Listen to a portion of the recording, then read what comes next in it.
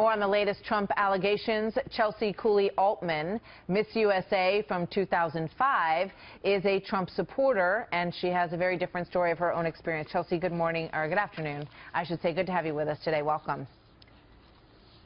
Thank you so much for having me. All right, so you've known Mr. Trump for 11 years, you say, and you say that he's never done anything like this to you? I've known Mr. Trump for 11 years. For the past 5 years, he has been my personal business mentor, and I have been with him in numerous situations, on his plane, at events, at charity functions, around the pageant world, and even around his family. And I have never been in a situation where I felt compromised. He has been nothing but completely respectful. So why do you think all these women are coming out? And do you think that they deserve to have their story told? Do they deserve to be believed?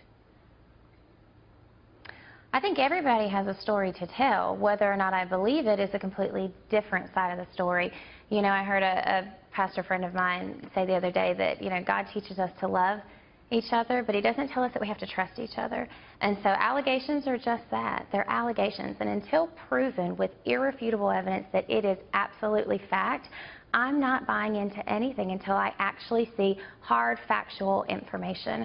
I think that the Clinton campaign, as well as the media, is doing a really good job at trying to divert the focus off of what we as Americans should be focusing on in any presidential election. It all comes down to policy, and I would love more than anything else to see that become the forefront on everybody's topic of discussion. Yeah, I mean, these kind of stories get a ton of attention, and they are moving the numbers to some extent. Let's take a look at some of this.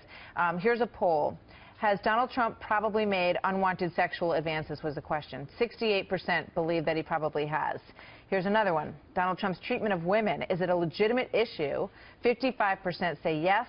42% say no. And perhaps some of the reason that, you know, some of these women have come out at this point is because of what he said on that original Access Hollywood tape that was so specific, and they claim that it mirrored their own experience so considerably that they decided to come forward. Do you have any sympathy for that argument?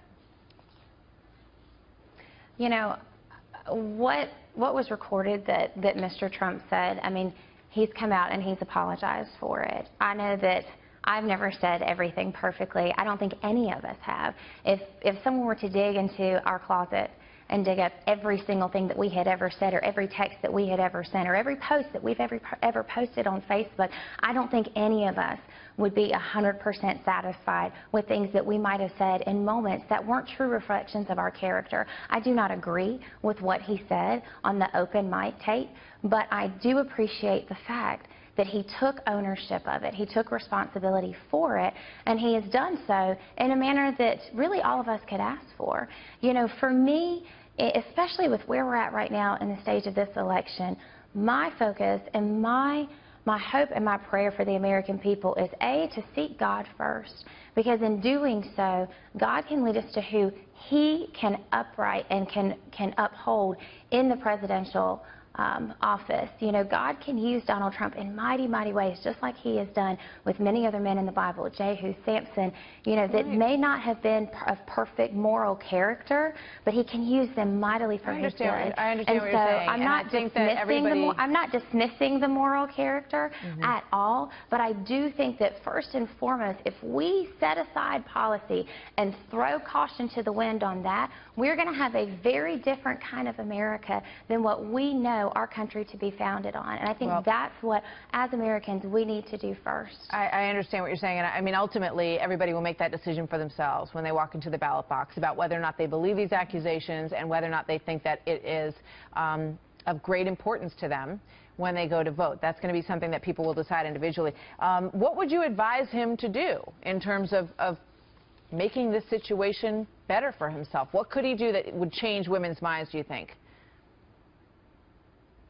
Well, I think, you know, he's always, in any type of situation, you know, if someone is coming at you, you want to defend yourself. You want to speak truth. And if you can speak truth and love into any situation, I think that's first and foremost. So I don't think there's anything wrong with him wanting to defend himself, because by human nature, we all want to defend ourselves if someone is coming at us falsely, accusing us of something. At the same time, I am very interested to see how he is going to outline his policy. You know, different things that he is talking about at this upcoming debate, things he's going to do in the first 100 days once he gets into the White House. You know, those are things that I want to hear and that I know Americans want to hear, and that I am praying that the media is going to highlight, because at the end of the day, if we do not start focusing and turning our attention on policy, as we should with any presidential debate, we are going to find ourselves in a complete mess come November 9th. Well, it'll be interesting to see if the focus turns to that in the remaining days, because I hear what you're saying from a lot of people out there.